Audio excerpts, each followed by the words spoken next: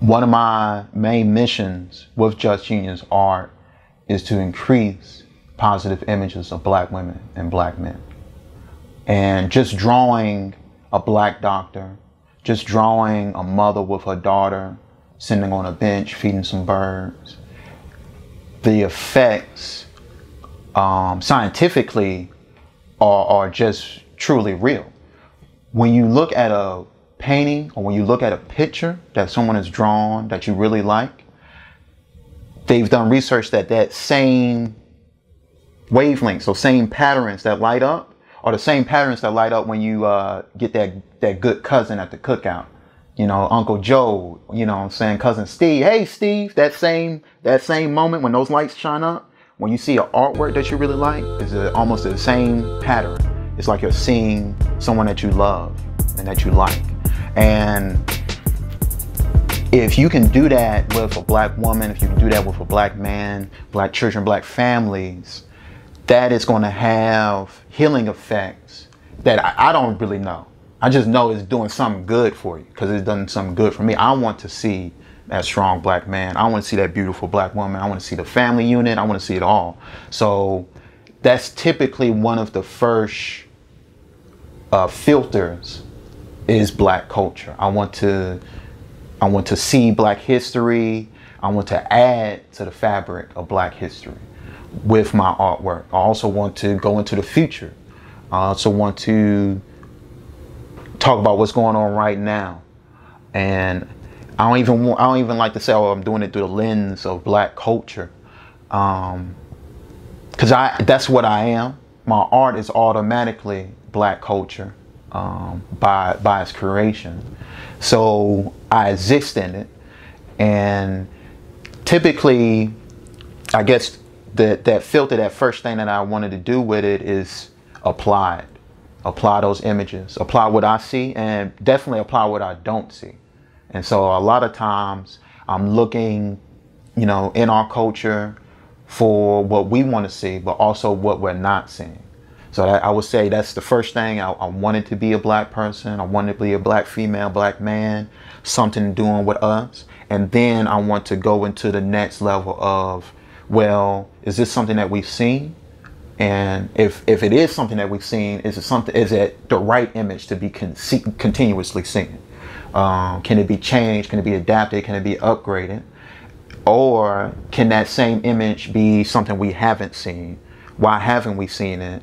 What other ways that we haven't seen it as well? So that's like one of the two main things that I go into when I do consider that, especially with a lot of my artwork. Usually with like abstract or colors, even that is a African background or a cultural background. I want to use all the colors, because usually when you see like an African print, something from the motherland, it's very colorful.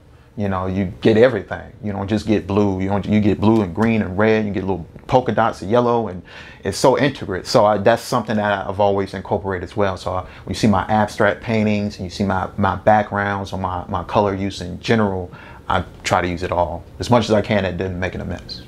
Mm-hmm. Okay, so we talked about your education at a historically black university, but you also grew up as part of a historically black church, historical in terms of Person County, historically black church called Hyco Zion Baptist Church, and I see you have the Bible sitting here on your table. So tell me about growing up in church, growing up at Hyco Zion, the spiritual community, the social community that comes out of the black church that you grew up within. I love Hyco Zion Baptist Church. Growing up in Hyco Zion, it was a blessing.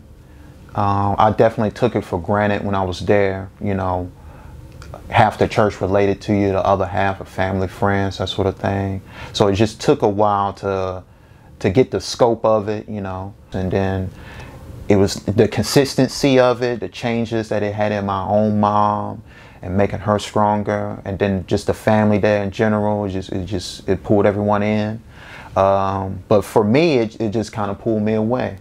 I I love the spirituality. I love talking about Christ, but I could never really form into the traditional way of talking about it. So I kept myself silent. I just listened. I answered questions. I was very good at just like reading and applying the knowledge that I read quickly, as if I was in school. But it didn't always sink in until later in life. Not to keep saying it, but Rossville was definitely a foundation, and seeds were planted and they were growing, and I didn't even know what was happening. But it was always a place of support. Anytime I would have an art gallery event, anytime I would have awesome grades, they would put me out in front, and it used to freak me out. I used to hate that stuff, and I didn't understand, the beginning of even what I'm doing, how that represents now, me being out in front, me showing my gifts, and what that does to other people. Because I've had my cousin, I even had my nephew tell me, like, that was the reason why I knew I had to make good grades, because he was always up front.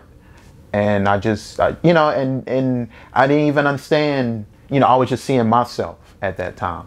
And so that's what I always say. I love Hyco Zion. So much of my family is buried right out front, so it's a sacred space. Stories about like my grandfather waking up early and getting to church before everyone else, and turning the church on and getting the firewood cut and burnt, and so that way it's warm before people even start getting in there. Seeing my family's names carved in the foundation from, it's like a founder's block, and this church was established, and you see everyone's name, and it's right in the center block. And then even, we had a fire that destroyed it more or less. Seeing that happen, and seeing how everyone's still stuck together. They moved different sister churches, brothers churches, and then they finally, piece by piece, rebuilt Hyco Zion. And then my cousins have been married there, and we've had all sorts of celebrations, all sorts of new events. It's just, it's not even, it's not hard to see the old Hyco Zion church, but sometimes, to keep the foundation on the property of Hyco Zion now. So when you walk over there, you're just like, man, how did we all fit in this one area? You know what I'm saying? And it's just a blessing. I try to go as much as I can, but I live in Raleigh now, so it's definitely not as often as it should be.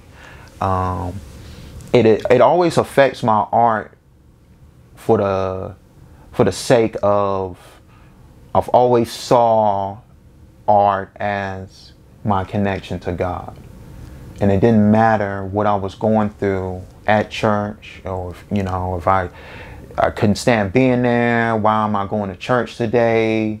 I want to just stay at home. I ain't doing nothing bad. I don't like what they said this week. I don't know what they're talking about. All of that. Like, I always could go back to art and draw and paint and feel like a direct line up. That was just always something I always had. And that was like, in the beginning, like, okay, I was given this, but why?